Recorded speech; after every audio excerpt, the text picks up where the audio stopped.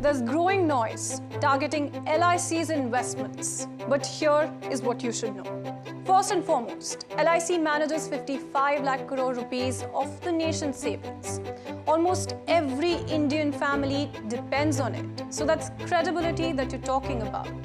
But this also means that if LIC hesitates due to public pressure or selective criticism, it could delay long-term investments in India's infrastructure and capital markets.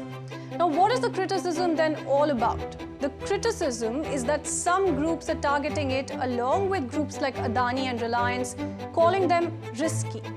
But the question to ask here, is it selective criticism? Private players, the likes of HDFC, SBI Life, ICICI, Kotak, and even global giants, the likes of MetLife, Athene, Mizuho, and BlackRock have similar or larger investments in the same companies, but no questions have been raised there. Let's talk about the numbers then.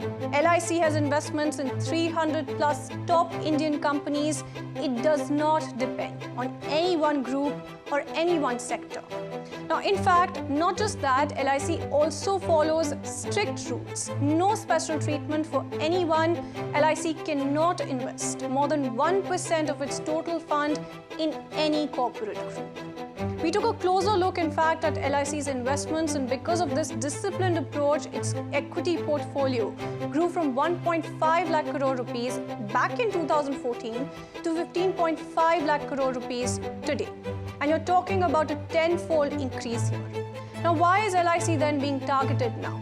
Since 2017, LIC invested about 31,000 crore rupees in the Adani Group.